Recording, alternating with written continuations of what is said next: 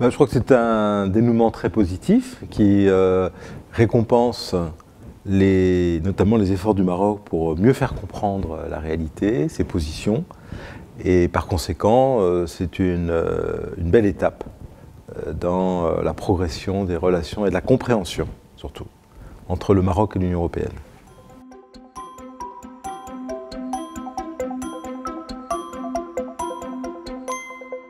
Le partenariat euro-méditerranéen est l'un des partenariats les plus importants de l'Union européenne avec l'extérieur, et notamment avec les pays du monde en développement. Ça fait partie de ce qu'on appelle sa politique de voisinage, pour désigner la relation avec son entourage immédiat.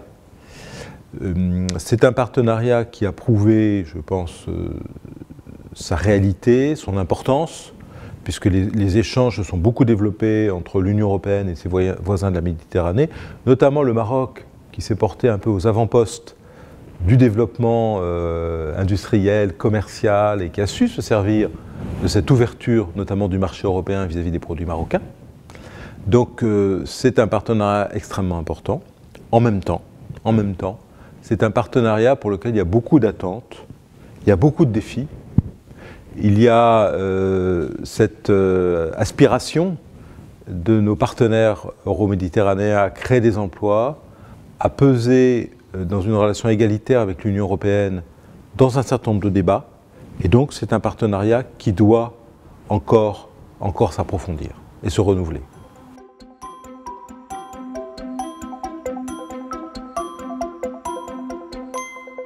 Pour l'instant, il est trop tôt pour le dire, parce qu'on ne sait pas quelle forme va prendre le Brexit. Le Brexit a été une décision prise par le Royaume-Uni, dont le principe a été accepté par l'Union européenne, mais il y a deux cas de figure possibles pour le Brexit. Il y a le projet d'accord qui a été signé par les 27 et par le Royaume-Uni, mais qui pour l'instant se heurte à un désaccord de la Chambre des communes.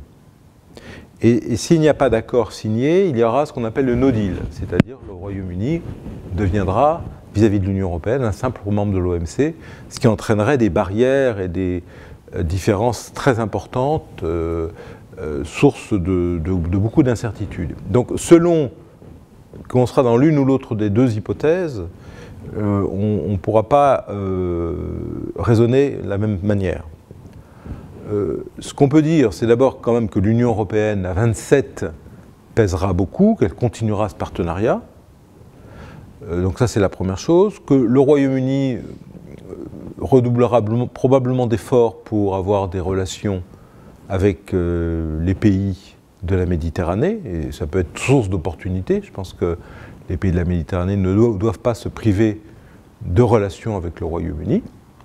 Et que, par ailleurs, il y aura aussi peut-être, entre le Royaume-Uni et l'Union européenne, la persistance de formes de coopération, et pourquoi pas sur des sujets comme celui-là.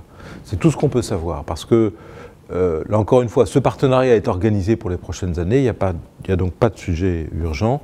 Il y a beaucoup d'aspects dans le Brexit qui sont des sujets urgents.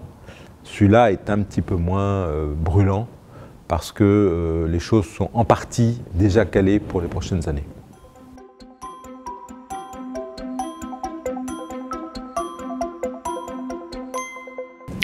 Alors je ne sais pas, c'est pas à moi de le dire en tant que ressortissant de l'Union européenne à 27. Je pense que c'est aux Britanniques de le dire et aux Marocains aussi.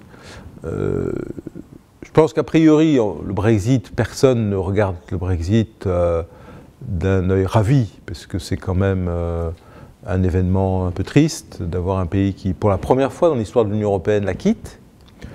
On voit bien qu'au Royaume-Uni, ça suscite énormément de troubles, de tensions, d'inquiétudes. Donc ce n'est pas un événement très, très heureux, le Brexit, hein, pour personne. Personne ne peut s'en réjouir. Et y compris nos partenaires très proches. Le Maroc est un partenaire très proche de l'Union européenne, c'est un ami très proche de la France. Et donc, quand vos amis ont des problèmes, vous ne pouvez pas vous réjouir. Et voilà. Cela dit, comme je le disais à propos d'une autre question, le partenariat euro-méditerranéen, chaque pays doit tirer parti de la situation à un moment donné en veillant naturellement à son propre avenir. Donc je crois que le Maroc doit bien sûr parler avec le Royaume-Uni, doit accueillir les efforts que fera le Royaume-Uni pour établir des relations avec le Maroc dans de nouvelles bases. Chacun doit jouer un peu sa partie. Et l'Union européenne comprendra tout à fait que ses partenaires veuillent aussi avoir des relations avec le Royaume-Uni. Personne ne propose de mettre le Royaume-Uni en quarantaine.